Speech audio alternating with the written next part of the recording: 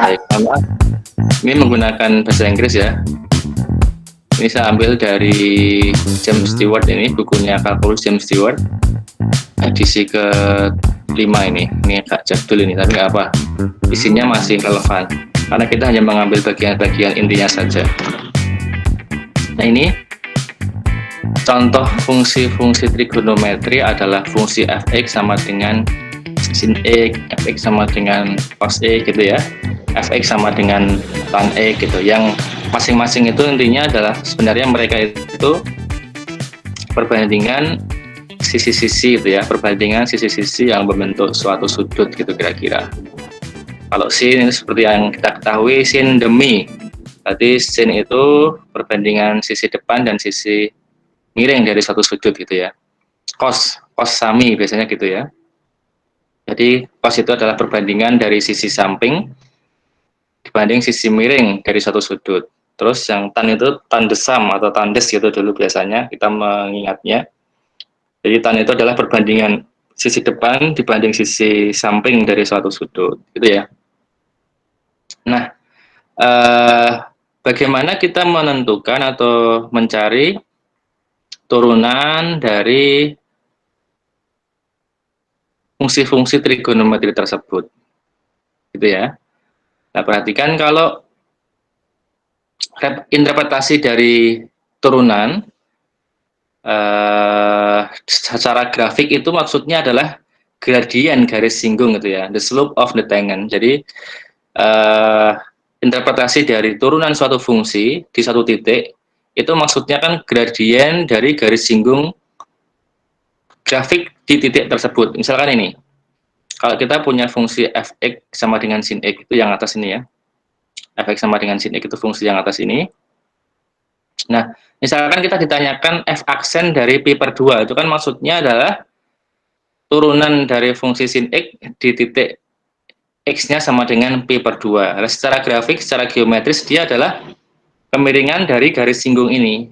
Garis singgung dari grafik fungsi sin x ini yang bentuk seperti gelombang ini di titik x pi per 2. Jadi saat kita perhatikan di sini, beberapa titik yang ada di situ punya gradien yang sama atau punya turunan yang sama. Ini misalkan di pi per 2. Kemudian di sini di 3 pi per 2, di sini di minus pi per 2, di sini di minus 3 pi per 2. Itu ternyata kalau kita perhatikan di sini dia punya ini ya, punya kemiringan dari garis singgung yang sama atau mendatar, horizontal yang lurus sekali gitu ya. Ini kan maksudnya berarti kemiringannya 0 gitu ya.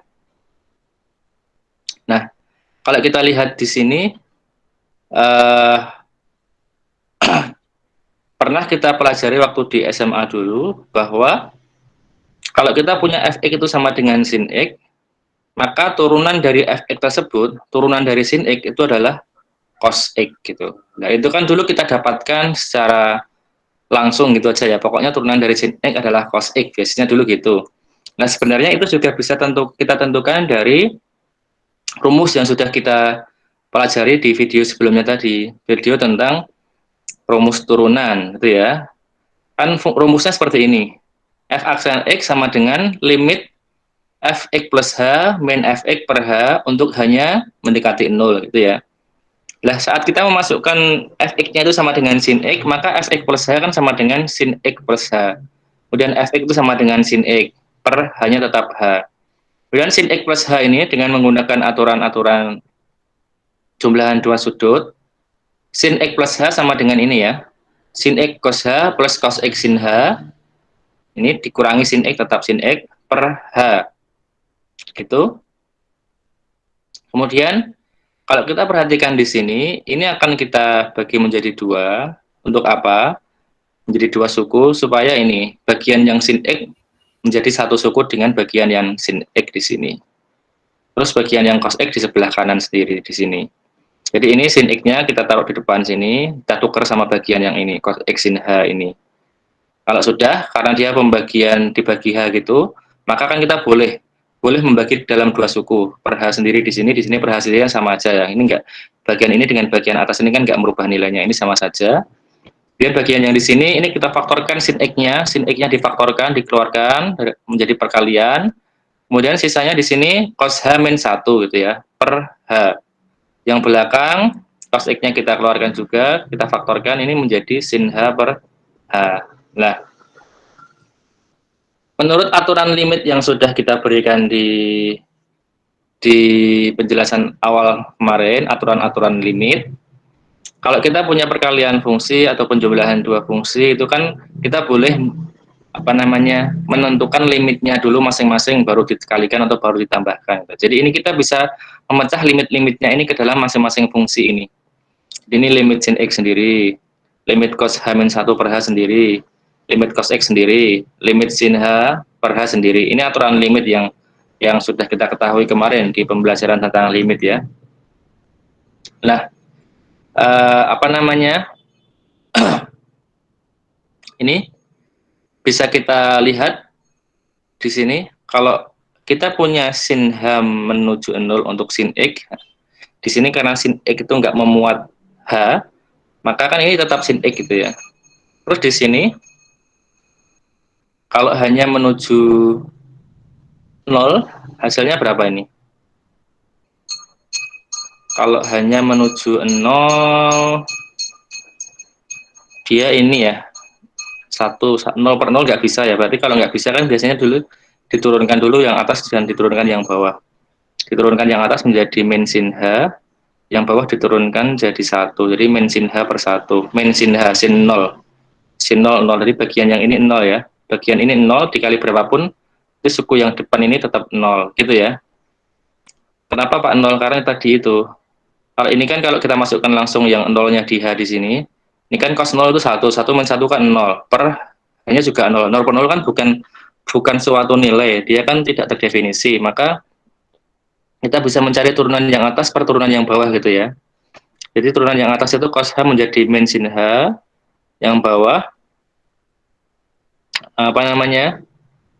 diturunkan kan 1, jadi min sin H per 1 itu kan min sin H. Min sin H untuk hanya menuju 0 berarti kan min sin 0, sin 0 kan 0 ya. Min sin 0 dengan sin 0 sama aja, yaitu 0. Jadi bagian yang kiri ini 0, dan bagian yang kanan di sini limit H menuju 0 cos X, karena cos X ini nggak memuat H, dia tetap cos X gitu. Terus yang sini, ini aturan limit trigonometri kemarin di video tentang limit trigonometri, sin H per H. Sin H per H berarti kan 1 ya. Potensinya limit X menuju 0 sin X per X itu juga 1. Sama aja, ini tinggal X-nya diganti H, berarti limit H mendekati 0 sin H per H ini 1. Hasilnya berarti cos X gitu aja. Dengan demikian, ini terbukti atau terkonfirmasi bahwa turunan dari fungsi sin X itu adalah cos X, gitu ya. Nah, kemudian kita ambil yang penting saja.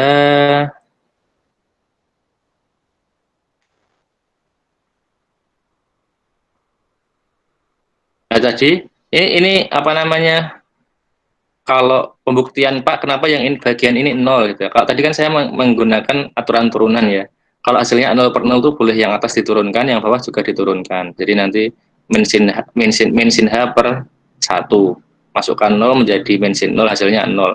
Tapi kalau secara matematis yang lebih lebih lebih relevan, bisa dengan cara seperti ini. Jadi berapa itu limit theta menuju 0 cos theta min 1 per theta. Ini tadi hanya kita ganti theta gitu ya, sama aja sebenarnya. Theta menuju 0 cos min 1 per H itu berapa? Kita kalikan dengan sekawannya cos theta plus 1 per cos theta plus 1, yang atas menjadi ini cos kuadrat theta min 1, yang bawah menjadi ini theta kali cos theta plus 1 gitu ya. Cos kuadrat theta min 1 itu menjadi min sin kuadrat theta. Anda bisa cari sendiri. Ini kan kalau diminkan kan berarti min dalam kurung 1 min cos kuadrat. Jadi kan min sin kuadrat theta, itu ya. Nah, ini bisa kita pecah menjadi perkalian. Yang pertama, minusnya bisa kita keluarkan dari limit. Ini sin theta per theta dikali sin theta per cos theta plus 1, gitu ya. Di ini kali ini. Ini kan sama dengan melimitkan masing-masing. Ini boleh limit yang depan kali limit yang belakang. Yang depan ini perhatikan, limit theta menuju 0, sin theta per theta. Yang belakang limit sin theta per cos theta plus 1 untuk tetanya menuju 0 juga. Yang ini jelas 1 ya.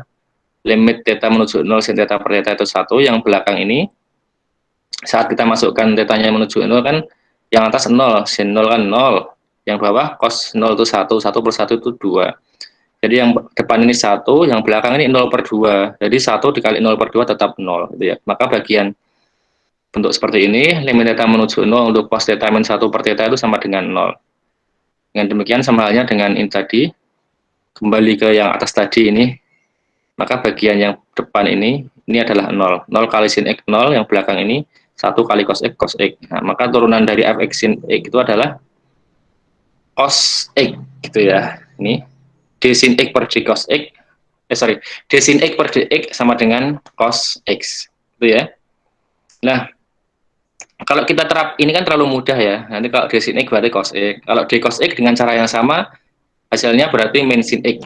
Anda boleh, kalau mau ya kurang kerjaan itu ya, mau cari hiburan, daripada pusing mikir tugas, apa namanya, pusing mikir tugas ospek gitu, Anda boleh ini kan kalau fx sama dengan sin X, hasilnya sama dengan cos X. Kalau ini fx-nya sama dengan cos X, nanti kira-kira sama dengan benar nggak sama dengan min sin X gitu turunannya. Anda boleh dengan cara yang sama ini, Anda apa namanya, buktikan.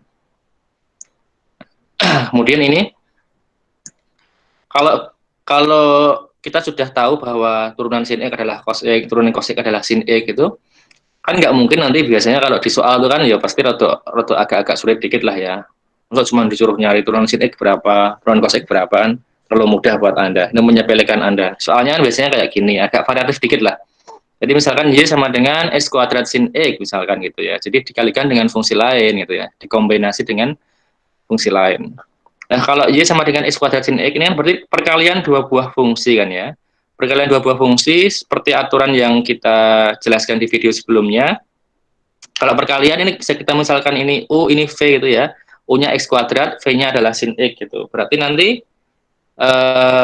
rumus turunannya kan U aksen V plus UV aksen gitu ya. Berarti U X kuadrat, turunan sin X itu cos X.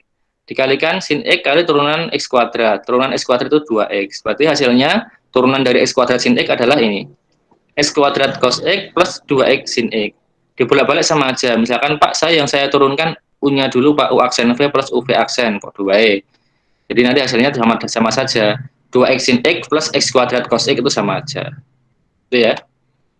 Itu apa namanya, kalau dikombinasikan, dikalikan dengan fungsi lain, atau mungkin nanti fungsi rasional dibagi dengan fungsi yang lain, itu nanti tinggal Anda gabungkan dengan aturan-aturan turunan yang sudah Anda pahami sebelumnya. Ini turunan dari cos X adalah min sin X, silahkan Anda bisa buktikan sendiri kalau ingin cari hiburan itu ya, yang mungkin lebih asik daripada tugas ospek. Nah ini sekarang kalau tan X, tan X bagaimana? Tan X itu kan sin X per cos X gitu ya, d sin X per d cos X.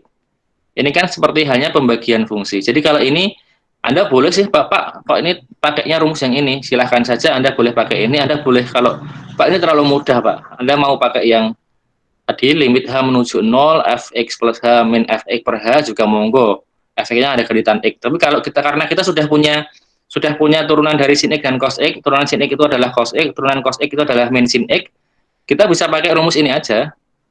Jadi karena tan X adalah sin X per cos X gitu, ini berarti fungsi rasional atau pembagian, kita bisa pakai U per V ya, maka nanti rumusnya kan U aksen V min UV aksen gitu ya, per V kuadrat gitu. U-nya adalah sin X, V-nya adalah cos X. Hasilnya nanti jadi apa? Seperti ini. Cos X kalikan turunannya sin X, min sin X kali turunannya cos X per cos kuadrat. Turunan sin X itu adalah cos X juga, turunan cos X adalah min sin X. Berarti di sini kita akan punya cos kuadrat X plus sin kuadrat X. Nah, ini ya, dibagi cos kuadrat X. Yang atas ini cos kuadrat X plus sin kuadrat X adalah 1, yang bawah cos kuadrat X. Seper cos kuadrat X berarti kan dia secant kuadrat X. Nah, maka dari itu turunan dari tan X adalah secant kuadrat X. Itu ya. Ini kan Anda pernah dulu di SMA. Anda paling menghafal ya. Turunan tan X secant kuadrat X. Dapatnya dari mana? Dari sini. Nah, setelah itu kita bisa menentukan ini rumus-rumus turunan dari fungsi-fungsi trigonometri seperti ini.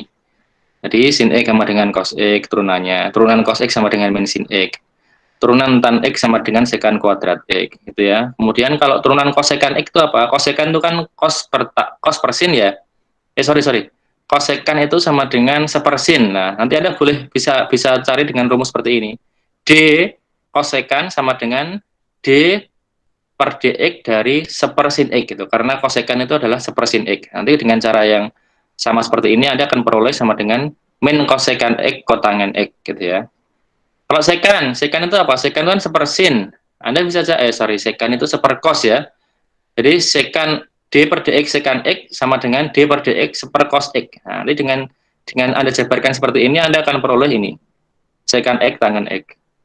Kemudian kotangen X. Nah, kotangen itu adalah cos X per sin X. Dengan cara yang mirip seperti ini, Anda akan peroleh di sini adalah kosekan kuadrat X. Atau minus kosekan kuadrat X. Itu ya. Kalau Anda mau buktikan masing-masing yang ini, bagian belakang silahkan Anda cari dengan rumus seperti ini. Tapi kalau Anda mau terima langsung juga nggak apa-apa gitu ya. Anda adalah mahasiswa PWK, mahasiswa di teknik, mahasiswa di sipil itu, ya tahu-tahu dikit lah. Yang penting secara matematis tahu asal-usulnya. Kalau sudah tahu, Anda boleh besok tinggal menggunakan. Yang penting langsung pakai boleh, itu ya. Tapi setidaknya Anda sudah pernah diajarkan, oh kok bisa dari sini, dapatnya dari mana sih? Oh ternyata ada caranya, dengan cara seperti ini, gitu ya. Jadi kalau besok Anda dapat turunan yang bentuknya variasi dari ini, Anda bisa mencari sendiri. Ini kira-kira rangkuman dari aturan-aturan turunan fungsi trigonometri. Ada 6 ini yang paling penting ya. Kemudian kalau kita terapkan di contoh ini, misalkan tentukan turunan atau ini derivatif dari Lx sama dengan sekan X per sepertangan X gitu ya. Nah, kita bisa menggunakan rumus itu ya, U per V ya. Jadi U aksen V per UV aksen bagi V kuadrat gitu ya. U aksen V min UV aksen bagi V kuadrat. Hasilnya apa nanti? Ini turunan sekan adalah sekan tangen, turunan satu per stan adalah sekan kuadrat di sini. Nanti sekannya difaktorkan di sini menjadi ini ya, di belakang ini. Tangan kuadrat min sekan kuadrat itu min 1. Kok bisa Pak? Silahkan Anda bisa ubah sendiri nanti. Bingung, sekan itu adalah sin kuadrat per cos kuadrat. Tan itu sin kuadrat per cos kuadrat. Sekan kuadrat itu seper cos kuadrat. Nanti Anda bisa jabarkan nanti. Hasilnya adalah min 1 nanti. Itu ya. Per ini. Jadi hasil akhirnya adalah ini. Sekan X kali tangen X min 1 per 1 plus tan X dikuadratkan. Jadi ini. Asal Anda sudah tahu ini, rumus-rumus dasarnya ini, nanti Anda disuruh menentukan turunan dari fungsi-fungsi yang bentuknya modifikasi seperti ini. Tinggal Anda gabungkan dengan aturan-aturan itu ya, turunan perkalian atau pembagian, itu Anda tinggal gabungkan. Aturan-aturan penurunannya. Itu, nah ini kalau soalnya bentuknya misalkan agak aplikatif seperti ini, bagaimana? Misalkan ini, satu contoh lagi di sini. Sebuah objek ini ya, ditaruh ini, diletakkan dalam suatu spring vertikal. Spring itu ini, ini pegas ya, pegas vertikal seperti ini, yang kemudian ditarik ini ya, direntangkan 4 cm gitu ya, dari posisi ini, posisi tetapnya, posisi biasanya, terus ditarik ke bawah sejauh 4 cm. Kemudian dirilis, dilepaskan, katakanlah saat melepaskan itu dianggap waktu T sama dengan 0 gitu ya. Maka posisinya saat T itu diberikan dalam fungsi ini. Jadi jarak atau posisi ini, posisi kotak ini ya, posisi objek ini saat waktu T adalah Ft ini sama dengan 4 cos T. Jadi kalau T-nya 0 berarti 4 kali cos 0, berarti kan di ketinggian 4 tadi ya. Nanti kalau waktunya misalkan sekian, 90 ya, tinggal diisi 90 di sini, itu ya. Nah, yang ditanyakan adalah tentukan velocity atau kecepatan saat waktu T gitu ya, dan digunakan untuk menganalisa pergerakan dari objek tersebut. Nah, V itu adalah turunan gitu ya, derivatif dari fungsi jarak ini terhadap waktu gitu. Jadi ini V adalah ds per dt. Kalau kita punya V-nya adalah 4 cos T, berarti turunan dari 4 cos terhadap T adalah ini. 4-nya boleh dikeluarkan, cos T diturunkan jadi min sin T. Jadi ini Kecepatannya adalah min 4 sin T, gitu ya. Min 4 sin T ini adalah kecepatan dari pergerakan benda ini terhadap satuan waktu. Nah, ini perhatikan periode dari apa namanya, istilahnya pantul-pantulan ya, pemantul ya. Jadi oscillation itu apa cah? Terombang-ambing atau ya, memantul-mantul ya, bergerak sana kemari gitu ya, bergoyang gitu ya. Goyangan dari benda ini, kecepatan dari benda ini, goyangannya itu adalah apa namanya, rumusnya min 4 sin T ini.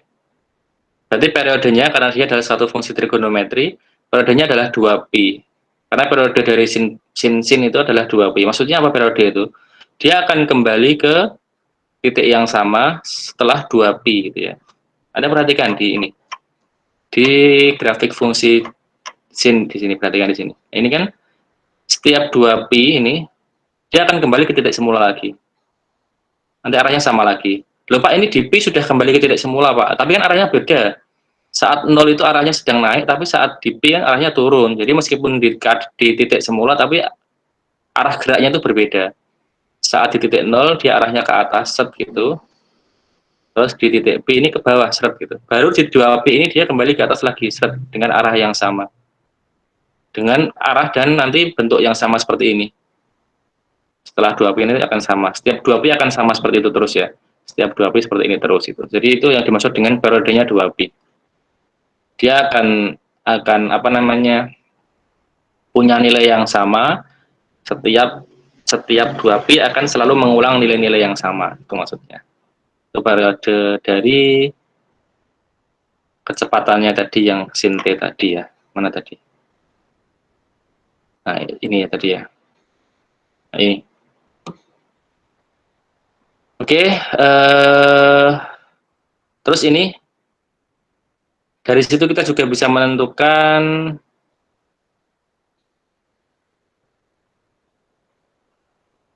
ini apa namanya, high and low point. Jadi titik tertinggi dan titik terendah gitu ya dari pergerakan benda objek itu. Lah kapan kita boleh titik tertinggi dan titik terendah dari objek itu? Jadi seperti yang saat kita menentukan nilai maksimum dan nilai minimum gitu ya. Nilai maksimum dan nilai minimum kita boleh ketika turunan dari fungsi itu sama dengan 0. Turunan dari st kan kecepatan tadi ya. Jadi saat kecepatannya itu 0, dia sedang berada pada titik terendah atau titik teratas itu. Maksudnya ketika ini dipantulkan gitu, naik turun gitu, itu kan dia mengalami kecepatan yang 0 sesaat. Jadi ketika mentok di sini bawah itu kan dia diam sesaat yang sebenarnya tidak kita lihat karena sangat cepat sekali. Berhenti di sini, balik ke atas lagi, sampai ke atas lagi, balik lagi ke bawah gitu ya. Jadi di bawah berhenti sesaat, di atas juga berhenti sesaat. Yaitu diperoleh ketika V-nya 0 tadi itu. Nah, V-nya 0 di sini berarti kan saat sin T-nya 0 ini. Saat sin T-nya sama dengan 0. Nah, saat sin T 0 itu berarti saat T berapa saja. Nilai sin supaya 0 itu berarti T-nya adalah ketika T-nya 0, kemudian berapa lagi? Tadi pi, kemudian 2pi gitu ya. Nah, itu adalah nilai-nilai saat benda itu berada pada posisi teratas dan terbawahnya ini. Atas bawah gitu. Itu kira-kira apa namanya aplikasinya dalam pergerakan benda ini, bisa dihitung dengan menggunakan ini, fungsi trigonometri. Kenapa Pak fungsinya bentuknya trigonometri? Karena ini pergerakannya naik turun gitu ya. Naik turun terus, dan fungsi yang pergerakan nilainya naik turun itu adalah fungsi-fungsi trigonometri. Kalau kita pakai fungsi polinomial, nah ini kalau polinomial biasanya naik terus atau turun terus gitu ya. Tapi kalau fungsi trigonometri itu nilainya bisa goyang, naik turun gitu. Jadi untuk memodelkan pergerakan suatu benda atau apapun besok kalau Anda belajar sesuatu itu, jika nilai dari pergerakannya itu dia naik turun terus itu, Anda bisa modelkan dengan fungsi-fungsi trigonometri, gitu ya. Itu kira-kira yang kita pelajari hari ini, tambahan sedikit tentang fungsi trigonometri. Nanti untuk berikutnya pertemuan selanjutnya kita akan belajar tentang aturan-aturan yang lain, misalkan aturan untuk menurunkan fungsi implisit, kemudian aturan rantai untuk menurunkan fungsi-fungsi komposisi gitu. Jadi fungsi di dalam fungsi. Misalkan cos x kuadrat plus 2x plus 1 ya, itu kan berarti fungsi polinomial di dalam fungsi trigonometri. Bagaimana cara menurunkannya nanti akan kita pelajari pada pertemuan berikutnya. Sampai di sini ada yang mau ditanyakan, monggo silahkan.